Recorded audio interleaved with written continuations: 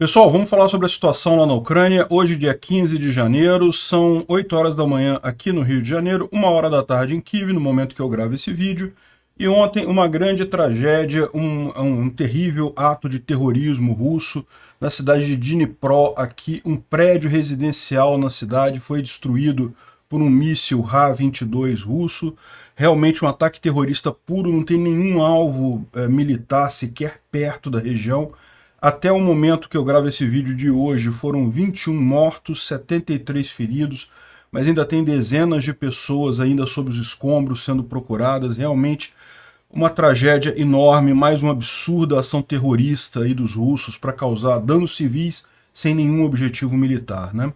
Ontem, vocês lembram, a gente anunciou que, ontem, na hora que saiu o vídeo, já tinha havido um ataque aqui em Kiev, né, feito com mísseis S-300 ou S-400. Isso foi confirmado posteriormente pelo Ministério da Defesa ucraniana, que seria esse tipo de míssil que foi usado aqui em Kiev. Mas vocês lembram, eu avisei que depois do ataque a Kiev, havia preparação russa para mais um bombardeio à infraestrutura civil ucraniana, né? E de fato isso aconteceu ontem no final da tarde, depois do vídeo já ter sido publicado. E de fato destruiu algumas usinas térmicas e também alguns elementos de infraestrutura. Dos 38 mísseis que foram disparados pela Rússia, 25 foram derrubados pela defesa antiaérea ucraniana, mas ainda assim houve sim elementos que foram atingidos, e o pior dos casos foi justamente o prédio residencial lá em Dnipro, né? Em Soledar, os russos diminuíram o tamanho do avanço deles, não conseguiram avançar nada, o ímpeto deles parece que acabou. Será que exauriu a capacidade de avanço deles? Eles estão tentando uma outra alternativa também lá. Vamos entender como é que está essa ação ali na região de Soledar, né? Vamos ver esses e outros assuntos em detalhes. Essas notícias foram sugeridas por Roubo Celular Só para Beber Cervejinha e Sagat Bordiev e várias outras pessoas. Obrigado aí ao pessoal que sugeriu as notícias. Obrigado a você que está assistindo o nosso vídeo. Se você gosta do nosso conteúdo, por favor, deixe o seu like e se inscreva aqui no canal, né? Pois bem, é muito triste esse assunto. Isso daqui foram as primeiras imagens que surgiram do prédio que foi atingido em Dnipro. Tá vendo? É um prédio grande aqui, um prédio residencial de 12 andares, um grande bloco residencial, e um dos prédios, né, totalmente destruído pelo míssil russo aqui, né? Esse aqui é logo no início, os primeiros trabalhadores de primeiro socorro já chegaram lá, os bombeiros já chegaram para tentar trabalhar e tirar o pessoal lá do prédio. Isso daqui já foi mais à noite, né? Esse ataque foi por volta das 4 horas da tarde lá em Kiev, né? E aqui já mais à noite, eles já trabalhando aqui para tirar as pessoas dos escombros, né? E o pessoal criticando aqui porque, né, é o mesmo modo que a Rússia tem usado com a Geórgia, com a Síria, em vários lugares. Isso não é uma novidade, essa tática russa de destruir prédios de civis só para tentar abalar a vontade da população de lutar na guerra, né? Não vai funcionar com os ucranianos, evidentemente, mas não deixa de ser algo absurdamente cruel esse tipo de ação russa.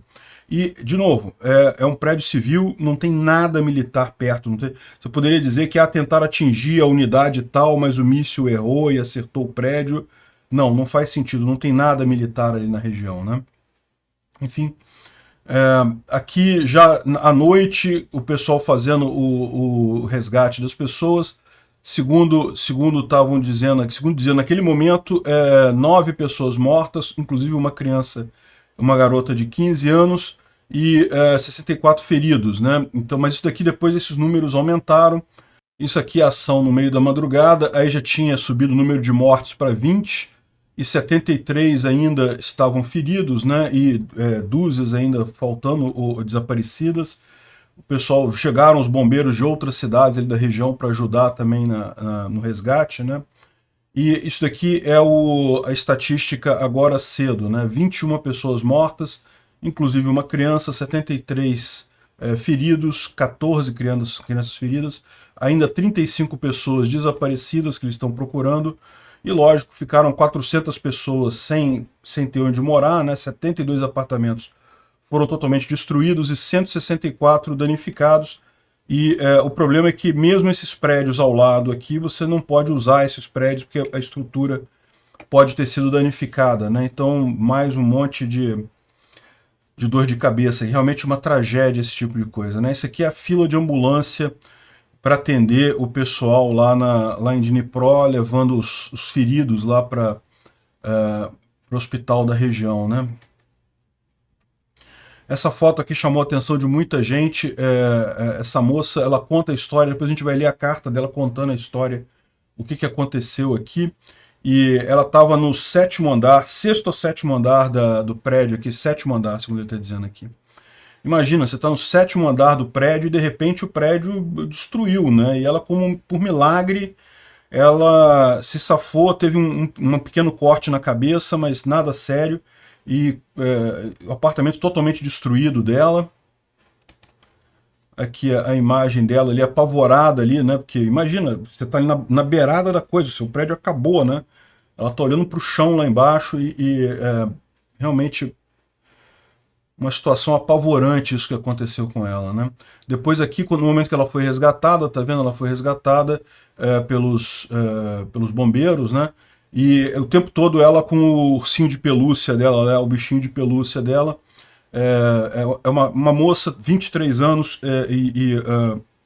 parece que o namorado dela, o marido dela, foi morto. Ele era soldado ucraniano, foi morto em setembro, e agora essa tragédia com ela, né? O nome dela é Anastasia Shvets, e ela publicou uma carta aqui dizendo a situação, né? Ela disse que eu não tenho palavras, não tenho emoções, eu não sinto nada que não seja um grande vazio por dentro. Eu não estava vivendo, existindo já há algum tempo, tentando chegar a compreender o fato de que o meu bravo Vlad, que é o marido dela, que morreu em setembro do ano passado, morreu por seus amigos, né, por seus irmãos. E para mim ele se foi. Eu sinto que ele me protegia. A porta que me cobriu na cama e parte da cozinha estava na sala, e o banheiro, a cozinha, o corredor e o quarto de armazenamento lá, o closet, foram embora. Tem um buraco. Eu consigo ver partes de da entrada de outro apartamento, e alguém entrou e me salvou. E eu estou quase intacta, apesar de um ferimento na cabeça e as pernas arranhadas. Eu não sei onde meus pais estão. Disseram que alguém disse que viu eles vivos. Eu tenho certeza que eles estavam na cozinha, mas a cozinha não está mais ali. Eu não quero sair. Eu queria que eles encontrassem os meus pais. Eu entendo que o gato dela, chamado Richard, se foi. Ele dificilmente sobreviveu. Eu lembro do meu pai contando piadas estúpidas, como ele tirava imagens de cachorrinhos com minha mãe, e até a minha mãe, o Dom, talvez o tradutor falhou aqui, né? Enfim, realmente uma mensagem muito emocionante dela, né? Ela termina aqui dizendo: será que eu existo? Será que eu existo? É realmente muito triste isso. Um drama enorme, uma coisa que uma tragédia, a troco de nada. Por que esses russos fazem isso? Qual a ideia desse pessoal? Não tinha ninguém atacando a Rússia, não tinha ninguém avançando para a Rússia, ameaçando a Rússia. E os caras do nada, por política, por achar que o Putin tem que ter a pose de macho man dele lá, de achar que, a melhorar a posição política dele na cidade, não, vamos invadir um país. Olha só a tragédia que esse cara está causando. Bom, enfim, aqui está um aviso do comando ucraniano, né, do comandante em chefe das forças ucranianas, falando que a Rússia lançou mais um ataque de mísseis massivos contra a Ucrânia na manhã de ontem. Na manhã, Kiev foi atacada por S-400 ou S-300, por foguetes, como a gente tinha avisado. Esses foguetes são difíceis de detectar porque eles são muito rápidos, e justamente porque eles são feitos para atacar, são originalmente foguetes usados para defesa antiaérea. Então o objetivo deles é atingir outros foguetes que estão no ar, então eles são muito rápidos. Só que os russos modificaram esses foguetes para atingirem alvos na terra também, né? Então foi o ataque por S-400 e S-300 da parte norte, ou seja, de Belarus. E mais adiante, a Rússia lançou 38 mísseis, 25 dos quais foram destruídos pela defesa antiaérea ucraniana, mas é lógico, ainda teve vários que acabaram atingindo os alvos, infelizmente, né? O míssil que atingiu aquele prédio ali em Dnipro é um Ra-22, são esses mísseis aqui. Ele é um míssil destinado a destruir porta-aviões, ou seja, é um míssil realmente muito poderoso, leva 1 tonelada de explosivos e é um míssil antigo, ele não tem muita precisão, ele é um míssil impreciso, até porque para acertar um porta-avião é uma coisa muito grande, né?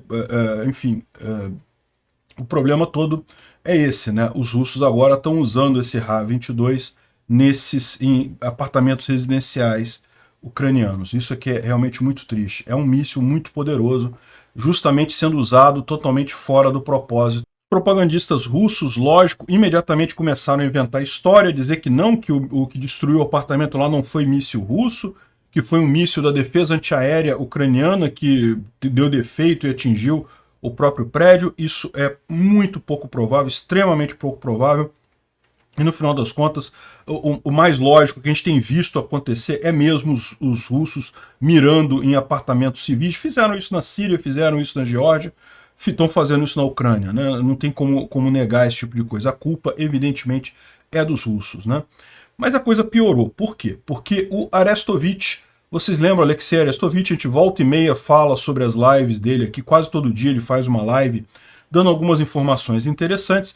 Ele é um cara que tem um conhecimento nessa área, mas eu já falei para vocês que ele de vez em quando ele exagera algumas coisas, ele fala algumas besteiras, mas ainda assim tem sempre muita informação interessante ali, né?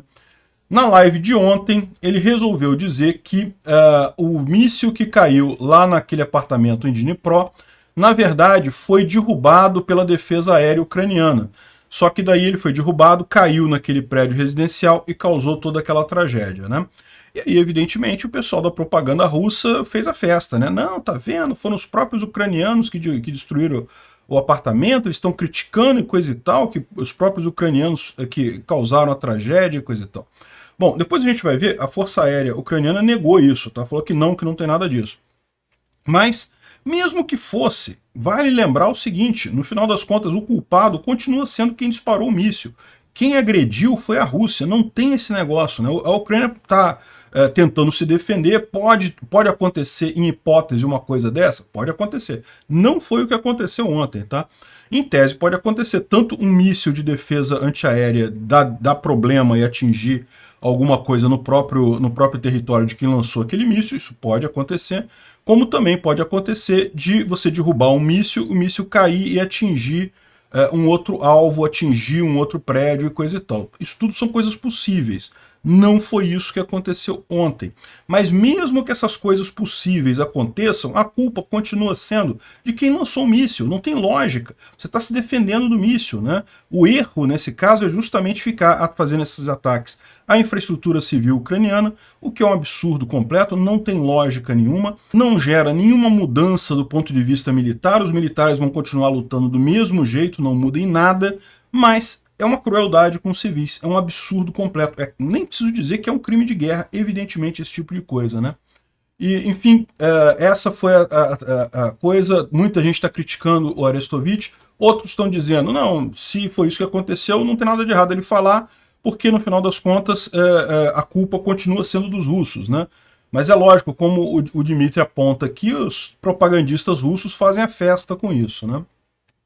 Enfim, mas aqui o Vitor ele traz a filmagem do que aconteceu e destaca que não teve nenhuma defesa antiaérea, não dá para ouvir nenhuma defesa antiaérea. Vamos ouvir o vídeo dele aqui.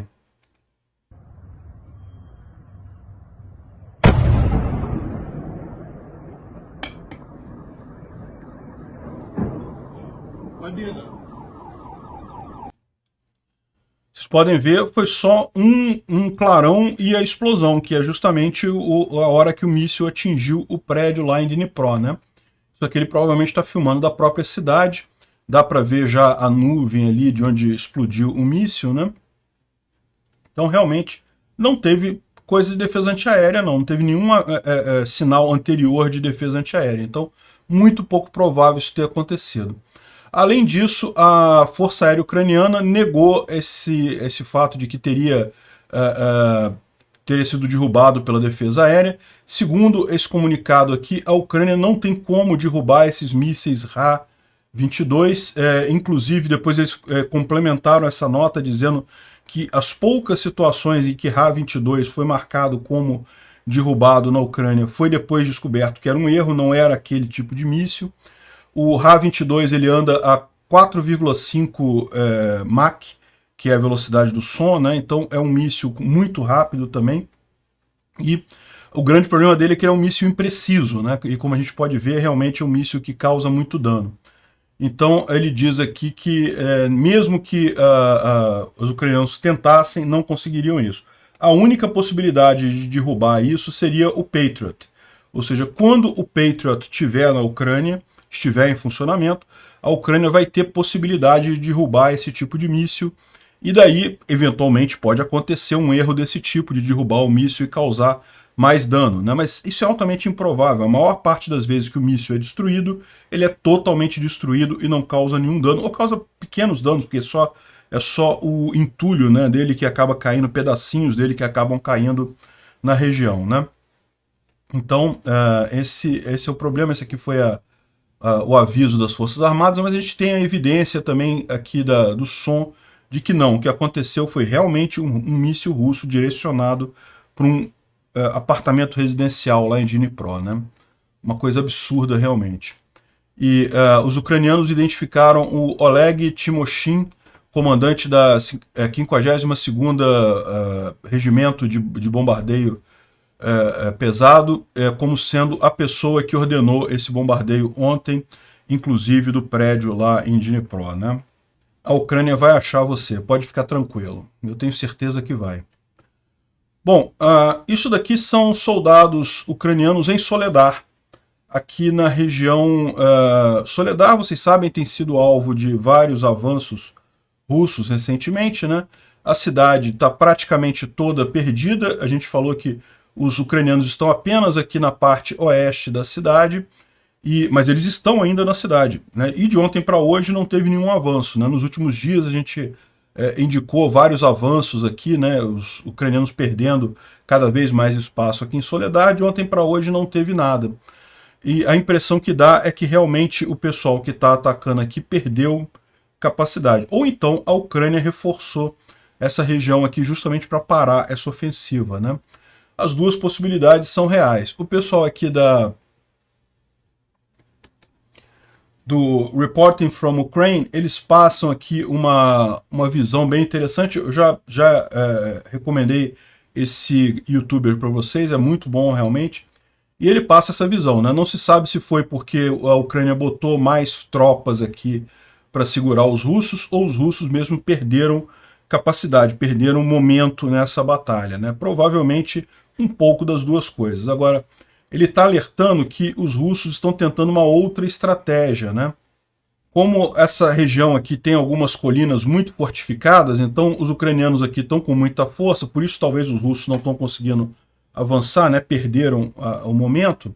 Eles estão vindo aqui por Krasnohoram, não conquistaram a cidade. A ideia deles, né? O interesse deles é vir aqui para o Krasnohoram e depois Blahodatne, e assim conseguir expulsar os ucranianos que estão aqui nessa região, né? Ou seja, pegar eles pela retaguarda ou pelo flanco aqui, mas não estão conseguindo fazer isso também, né? Então, ou seja, porque você tem aqui eles tentando aqui por Pidhorodne e aqui em Krasnohoram, né, tentando avançar aqui nessa região, mas o fato é que eles chegaram a ameaçar a cidade de Paraskovlivka, que é essa cidade aqui, e daí quando surgiu o aviso de que os russos estavam atacando Paraskovlivka, muita gente achou que eles já tinham tomado Krasnohoram, que eles estavam atacando por aqui, mas ele está explicando que não. O ataque foi aqui de Pidhorodne, aqui por baixo, que eles atacaram Paraskovlivka, aqui no norte, né? A tentativa deles é avançar aqui, mas eles não conseguiram avançar não, tá? Os ucranianos estão segurando eles aqui, e já estão fixando eles aqui, e com isso o momento dos russos está morrendo, eles não estão conseguindo avançar. Tomaram quase a totalidade de Soledar, mas não conseguem tomar o resto aqui. E isso é importante, porque eu falei para vocês, a cidade em si, Soledar, não é uma cidade estratégica. Mas é lógico, é um risco, né? Sempre que você tem uma tropa que começa a ganhar terreno, ela tem um momento, né? Ela começa a ter aquela coisa de avançar cada vez mais. Então, se os ucranianos não conseguissem parar isso daqui em algum momento, poderia ser arriscado eles continuarem avançando e aí comprometer outras coisas por aqui, né? Então, a situação em Soledar ainda tem uma parte controlada pelos ucranianos e não é o ideal, né? Realmente a maior parte da cidade foi tomada, mas os russos foram contidos ali e não devem representar grandes problemas, né? A preocupação agora está vindo mais aqui pelo sul, justamente pelos russos terem conseguido fazer essa travessia do canal aqui em Kurdyumivka. Ainda é uma quantidade pequena de tropas por aqui, mas ele já tem feito alguns ataques aqui em Predtechine, né? E lembra, o grande problema aqui é que se realmente os russos avançarem aqui pelo norte e cortarem essa rota de suprimento aqui, a M3, e aqui pelo sul, e também cortarem essa outra rota de suprimento aqui, H32 ou N32, como preferir, pode ficar mais complicado para os ucranianos aqui em Bakhmut, né? Mas fora isso, não tem nenhuma evidência de que eles tenham conseguido avançar qualquer coisa aqui em direção a Bakhmut. E como a gente mencionou no vídeo de ontem, essa foi uma vitória do grupo Wagner, mas uma vitória bastante cara, né? Segundo o Financial Times, o grupo Wagner perdeu 1/4 de todos os mercenários nessas batalhas próximos a Bakhmut, né? Durante a briga em Soledar e Bakhmut, o Wagner perdeu 4.000 mercenários e 10.000 foram feridos. A estimativa dos americanos é que a companhia tenha um total de 50.000 pessoas, perderam 14.000, ou seja, 1/4 quase de todos os seus combatentes, até um pouco mais de 1/4, né?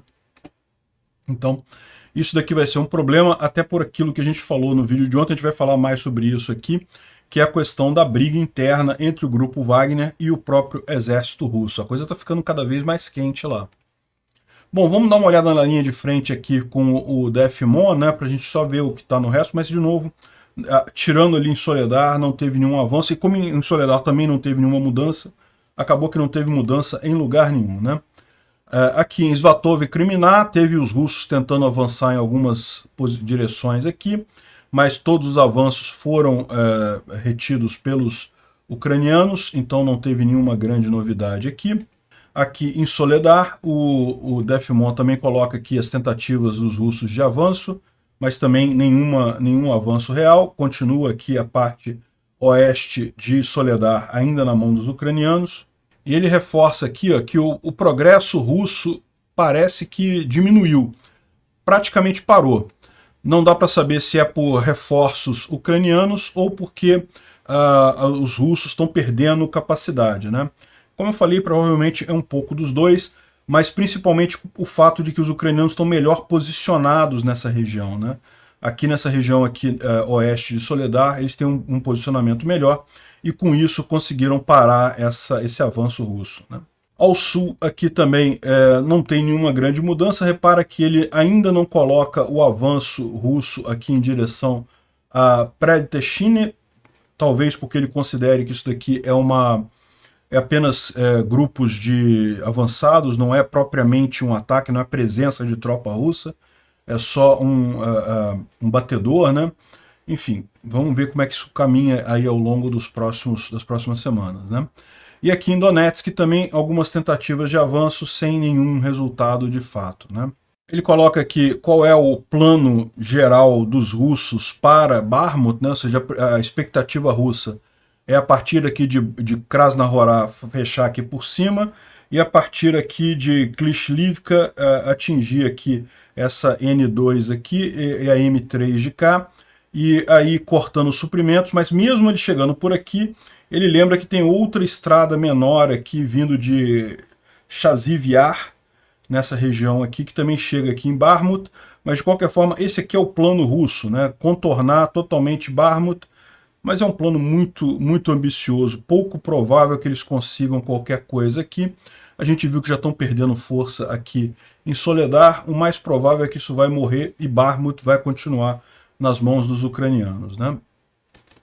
O Instituto para Estudo da Guerra fala sobre as duas ondas de ataque à infraestrutura ucraniana lá no dia de ontem, né? E fala que foram... primeira onda foi empregando S-300 e S-400 em Belarus contra alvos em Kiev, né? E mais tarde lançando 28 mísseis de cruzeiro. A gente já subiu esse número para 35, né? Mísseis Ra-101, Ra-555 e Ra-22, e também Calibre e Ra-59, né? O porta-voz da Força Aérea Ucraniana falou que foram atingidos mísseis, foram lançados mísseis com trajetória balística, provavelmente S-300 ou S-400 modificados, ou então Iskander-M, né? Isso para atingir Kiev. Note que as forças ucranianas não conseguem atualmente derrubar esses mísseis quando lançados de distância pequena, né? Como é o caso dos S-300 e S-400 lançados de Belarus. Eles conseguem atingir Kiev em menos de 2 minutos. E ele está falando que justamente a única forma da Ucrânia se proteger efetivamente desse tipo de ataque é destruindo os complexos S-300 com sistemas de longo alcance. Então aqui é mais um ponto para justificar o envio de armas de longo alcance para a Ucrânia e principalmente permitir ataques no campo do inimigo, né? Não tem outra alternativa. Esse tipo de míssil não tem como você derrubar ele no ar, a única alternativa é derrubar o complexo na terra antes dele lançar o míssil, né? Lembra, os americanos eles não deram ainda o míssil ATACMS para a Ucrânia, que é um míssil de mais longo alcance, e também pelo acordo de ceder ao HIMARS, os ucranianos não podem atingir alvos dentro do território russo, né? E talvez essa seja a única alternativa para se prevenir desse tipo de coisa. A propaganda russa continua a dizer falsamente que a Ucrânia tem um perigo existencial para a Rússia, não sei o que lá. Isso tudo é uma besteira. A Ucrânia nunca foi ofensiva com a Rússia, em momento algum sugeriu qualquer coisa ofensiva com a Rússia, sempre foi a Rússia que agrediu a Ucrânia. E parece que também está insistindo na propaganda de que os ucranianos estão oprimindo liberdades religiosas e coisa e tal. Uma besteira completa isso também. O que os ucranianos fizeram na igreja ortodoxa justamente foram em algumas igrejas ligadas ao patriarcado russo, especificamente por questão de ações de espionagem que estavam sendo feitas nessas igrejas. Não tem nada a ver com liberdade religiosa, ninguém foi proibido de professar sua fé de forma alguma, né? E aqui ele fala um pouco também sobre a briga do Prigozhin com o exército russo, né, que está ficando cada vez mais emocionante, né? Aqui é uma reportagem do Observador aqui de Portugal, que o grupo Wagner meio que oficializou o confronto com o Ministério da Defesa russo, né? A gente falou ontem que o Ministério da Defesa russo fez um comunicado dizendo que não, que tomamos Soledar e coisa e tal, e aí agradeceu a tropa tal, ao grupamento tal, ao regimento tal, coisa e tal, e não falou do Grupo Wagner, né? Enquanto o Grupo Wagner diz que ele que tomou Soledar, e esses outros grupos lá, se tinha alguém, estava lá de penetra, não estava fazendo nada de importante, só foi o Grupo Wagner que tomou Soledar, né? Eu já falei para vocês, na verdade tinha mistura de um monte de tropas do exército russo e do Grupo Wagner lá. Mas a verdade é a seguinte, né? O Prigozhin estava lá na linha de frente, estava lá na mina de sal, tirou foto lá, né? Inegável isso. Então, o Ministério da Defesa, como a gente falou ontem, o fato dele não ter reconhecido essa importância do Grupo Wagner, provavelmente demonstra realmente uma briga entre os dois ali, né? E agora o Grupo Wagner, o Prigozhin falou que a situação tá feia mesmo, que é um absurdo, que fala-se da presença de outros desconhecidos, apenas para menosprezar os méritos do Grupo Wagner e coisa e tal. Ou seja, o que ele está dizendo é que, no final das contas, a maior ameaça ao Grupo Wagner é mesmo o exército russo, né? Será que vai dar problema isso daí, né? É aquilo que eu falei para vocês, desde o início dessa guerra, o Putin adotou uma política, uma visão política, não militar para essa guerra, né? As forças russas não foram escolhidas de acordo com um comando militar e coisa e tal, mas ao contrário, ele fez para agradar vários grupos políticos. Botou lá o pessoal do Kadyrov de um lado, os Kadyrovitas de um lado, o pessoal do Prigozhin de outro, botou vários comandantes de exército, cada um comandando o seu lado, uma coisa que é tipo assim, do ponto de vista político seria bom, porque você está agradando todo mundo, mas do ponto de vista militar é problemático, porque justamente a cadeia militar rígida de comando, né, o grau de você, o fato de você brigar muito contra insubordinação, exigir um comando, coisa, isso tem um motivo, e o motivo é justamente para evitar briga, né? Você começa a ter briga entre unidades, ali começa a ter bater cabeça entre unidades, você começa a perder eficiência. E por isso é preciso uma organização muito rígida no exército, né? E justamente o que a gente está vendo é isso. Depois o Putin, pelo menos na parte do exército russo, ele organizou, botou um general comandante, mas continua tendo um monte de grupo lá, continua o Wagner, continua o Kadyrov, continua o DPZ, sei lá qual é o nome que eles dão lá para aquelas, entre aspas, repúblicas separatistas, lá que de república separatista não tem nada, aquilo ali é exército russo no final das contas, mas de novo, são grupos meio independentes ali, eles não têm um único comando, né? Isso é realmente preocupante. Aí, será que vai acabar tendo guerra entre o exército russo e o grupo Wagner? Seria engraçado de ver isso. Esse jornal aqui lá da Austrália, ele está trazendo uma reportagem aqui justamente falando sobre os prisioneiros do grupo Wagner que estão pedindo para voltar para a cadeia. Eles perceberam o erro que foi, né? Lembra como é que isso começou, né? O grupo Wagner, ele sempre foi composto em grande parte por ex-condenados, pessoas que cumpriram pena e depois não conseguem emprego, aí iam trabalhar no grupo Wagner, né?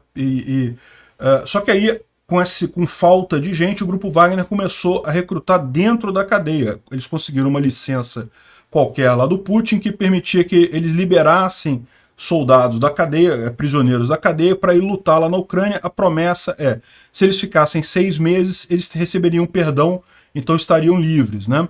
E receberiam ainda salário, coisa e tal. Só que o pessoal acreditou nisso, achou que realmente ia ser uma coisa, né? Eles iam lutar na Ucrânia e durar 6 meses e ser liberados de novo. Só que, na verdade, o que eles perceberam é que chegaram na Ucrânia, eles estão sendo usados como bucha de canhão, né? Como onda de leva de Zerg Rush lá na Ucrânia. E aqui tem vários dizendo que tentaram fugir, tentaram voltar para a cadeia, pediram para voltar para a cadeia, mas não pode. Aí eles são executados por isso. E se tentar recuar, é executado automaticamente, né? E a execução é feita publicamente para dar como exemplo para os outros, né? Recentemente, o grupo Wagner mostrou alguns que teriam completado o período de 6 meses. Um grupo pequeno. Pode ser que seja verdade, que tenham completado mesmo. Acho pouco provável. Acho que ali foi mais propaganda do Wagner, do Prigozhin, para dizer que tá vendo? Funciona. Realmente a gente devolve as pessoas. Devolve nada, duvido. O pessoal entrou numa roubada aqui, né? E mesmo, não só os prisioneiros, né, mas aqui os mobilizados, né, os conscritos russos ou mobilizados russos foram enviados para o fronte próximo a Kreminá, sem nenhum treinamento, 50% deles foram mortos em 10 dias. É o que se imagina que aconteça, né? E daí eles pediram ajuda para o comando, né? Caramba, estão morrendo, coisa e tal. E aí o comandante atirou neles, matando mais alguns, né? E eles não conseguem encontrar, eles tiveram que encontrar e comprar rádios e também combustível com dinheiro próprio deles e coisa e tal. Enfim, tem aqui o pessoal reclamando aqui nesse pelotão, né? E realmente a situação dos conscritos lá é bem trágica. Zero treinamento no final das contas, né? Bom, e oficialmente teve alguns anúncios interessantes ontem, né? O primeiro-ministro britânico, o Rishi Sunak, anunciou oficialmente que a Inglaterra vai mandar para a Ucrânia um esquadrão com 14 Challenger 2, né, Challenger 2 tanques. São os principais tanques do exército britânico, são tanques muito bons, têm uma fama muito boa e vão ser mandados 14 agora. É aquele negócio que a gente falou, 14 é pouco? É pouco, né? Vai fazer diferença? Muito pouca diferença. Mas a verdade é que abriu a porta, né? Depois disso pode vir mais. E também vão mandar 30 AS-90, que são obuseiros autopropelidos, né? Obuseiros móveis de 155 milímetros. Isso tudo vai começar o treinamento já nos próximos dias. e deve estar em poucas semanas na Ucrânia. Então, uma notícia muito boa, né? Esses aqui são os obuseiros, os AS-90 que estão sendo enviados. Esse aqui pode parecer um tanque também para um leigo, mas não. O que é isso daqui? É um veículo blindado, então ele tem uma blindagem também, mas a blindagem dele não é muito forte. A principal diferença do tanque para esses outros blindados que ficam mais na retaguarda é justamente que o tanque, o principal tanque de batalha, ele tem uma blindagem muito pesada para conseguir resistir a um tiro de um outro tanque igual dele, né? Igual ele. Então, tem blindagens muito pesadas os tanques. O caso aqui, o Challenger 2, que está sendo enviado. Esse obuseiro aqui, ele não é para ir para a linha de frente, ele é para ficar um pouco mais na retaguarda.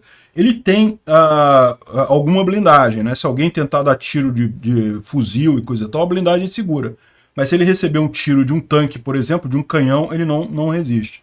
De qualquer forma, ele é uma arma móvel, então é muito fácil você atirar com esse obuseiro e depois mover ele para outro lugar. É muito útil no campo de batalha esse tipo de arma, né?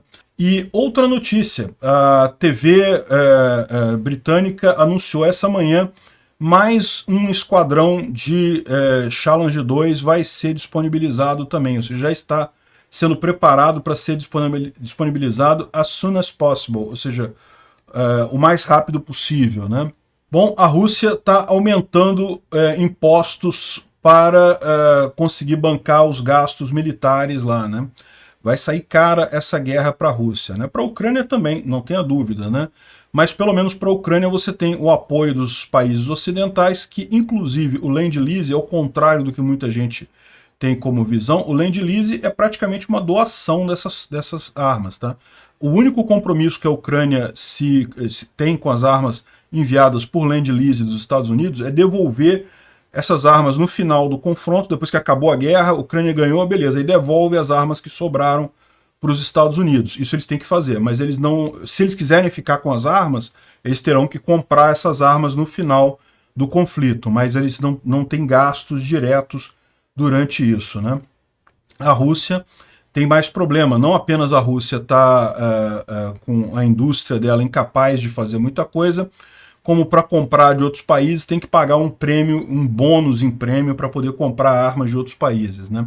Justamente pelas sanções.